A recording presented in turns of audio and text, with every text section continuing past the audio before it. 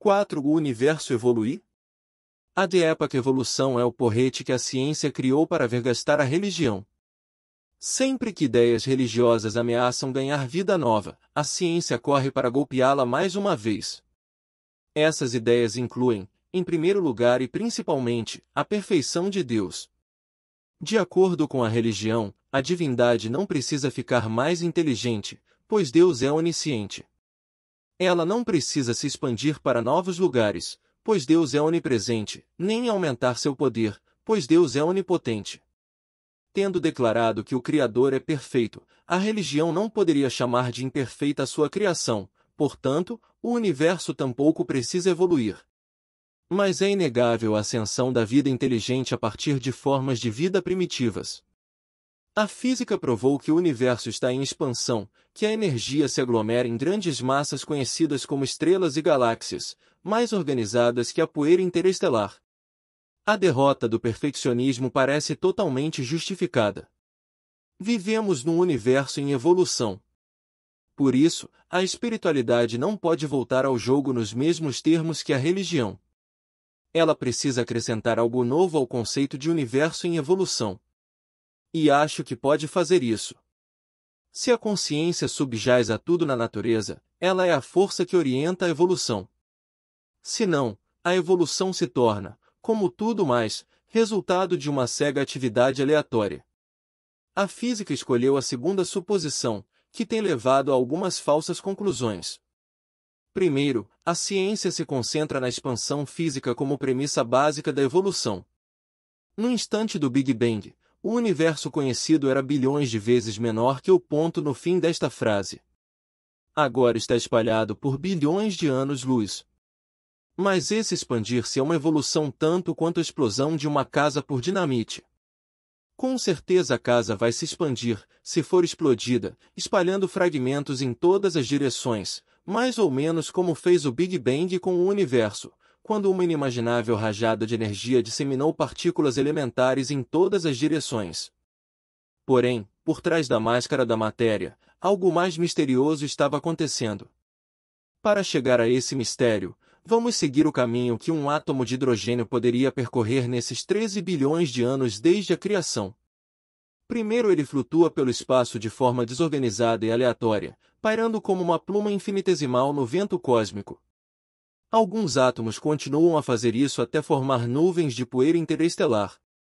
Mas esse átomo cai num campo gravitacional mais forte e se torna uma das unidades estruturais de uma estrela, que absorve átomos primitivos como o hidrogênio e o hélio, transformando-os em elementos mais pesados e complexos.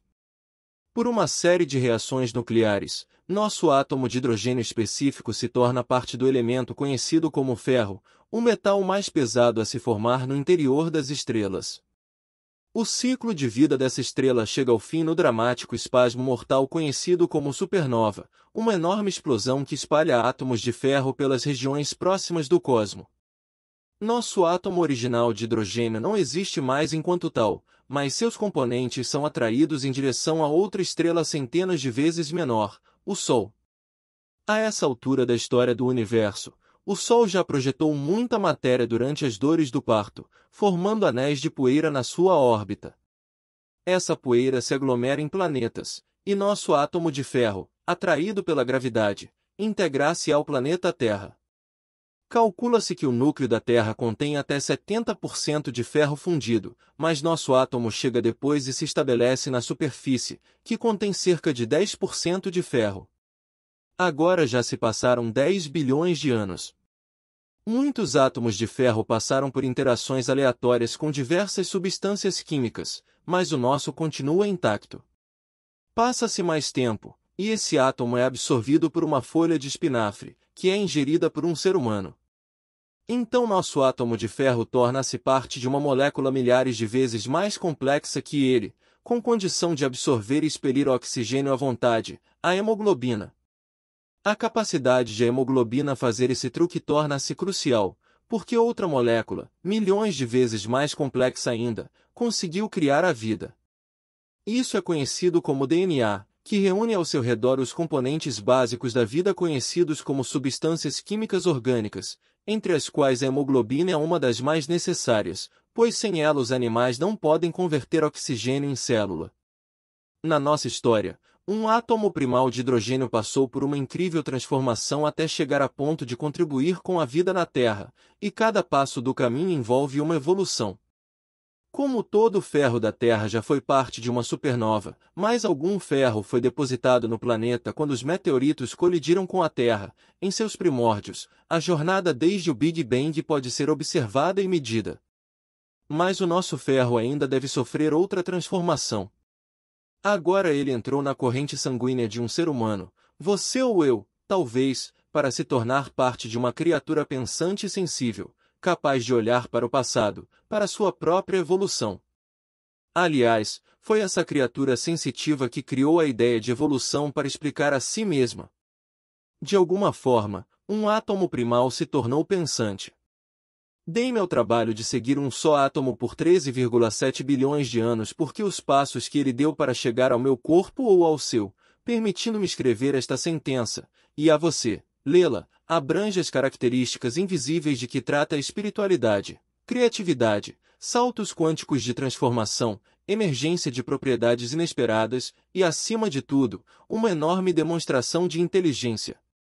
Como criaturas evoluídas, atribuímos todas essas qualidades a nós mesmos. Mas de onde elas vieram?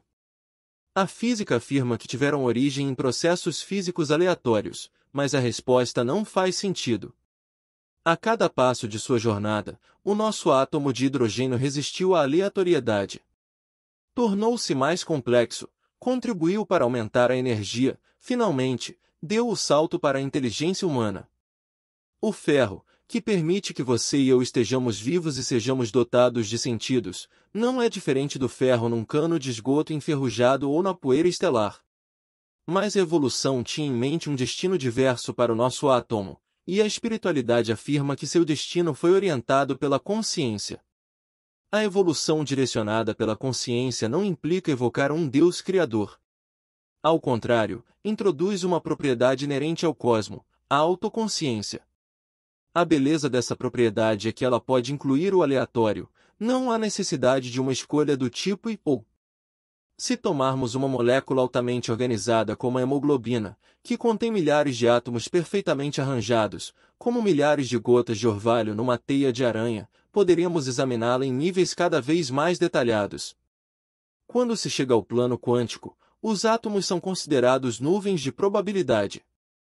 As gotas de orvalho evaporaram e se transformaram em névoa.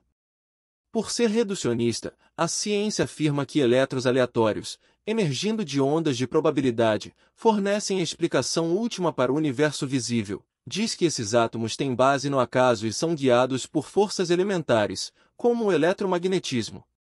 Em termos espirituais, essa é uma explicação confusa.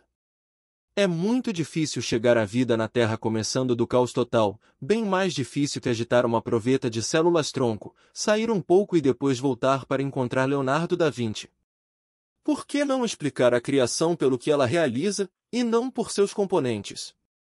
A grande pirâmide de Quéops pode ser vista como um monte de diferentes tipos de poeira, mas isso não a explica, assim como reduzir o corpo humano a partículas subatômicas não explica quem somos.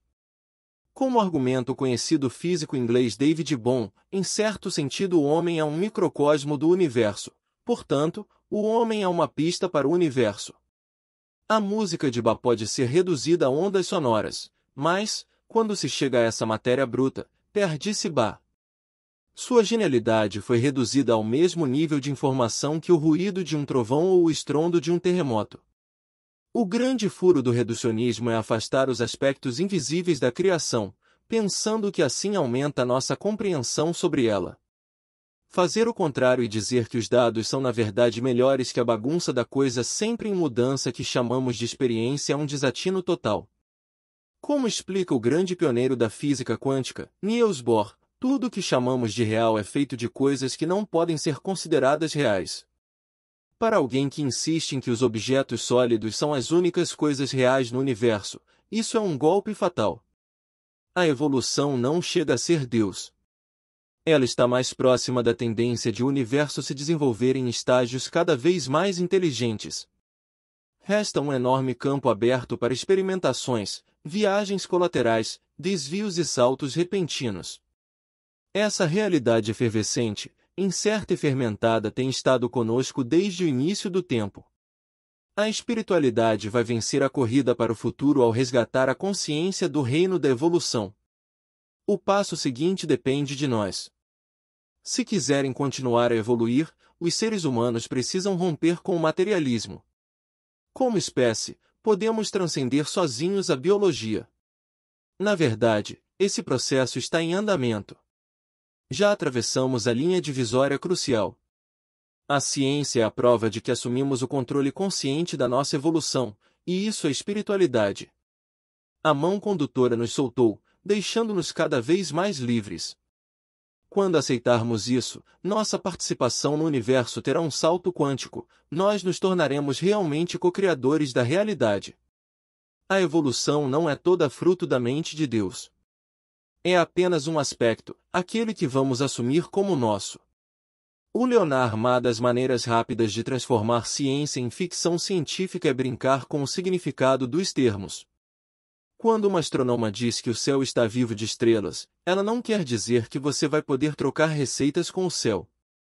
Por isso, quando afirmamos, de maneira bem capciosa, que a evolução é o porrete que a ciência criou para vergastar a religião, e depois perguntamos se o universo está evoluindo, é melhor esclarecer bem o significado de evolução.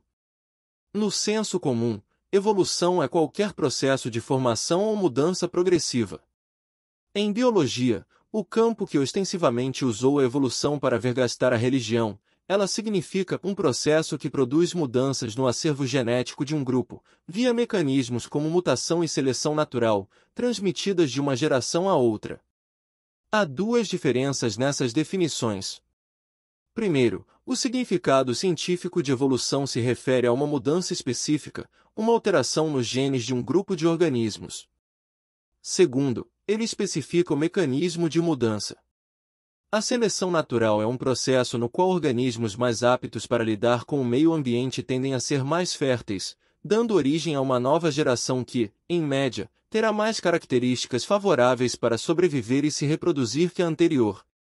A seleção natural é o que torna a evolução mais que um processo aleatório. Se isso for ignorado, a teoria da evolução pode parecer absurda e fantasiosa.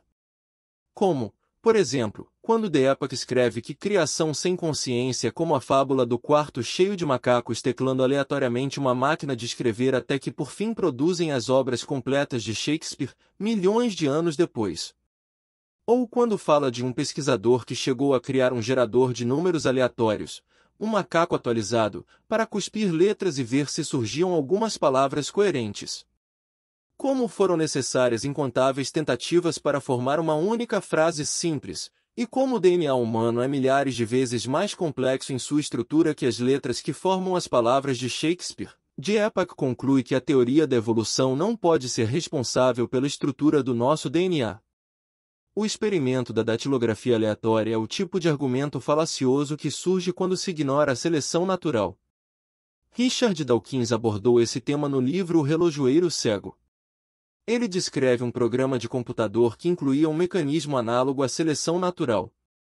Quando começou a rodar o programa, Dawkins esperou para ver quanto tempo levaria até ele chegar à frase de Shakespeare "Acho que parece uma doninha", digitando palavras de uma forma que imita a evolução.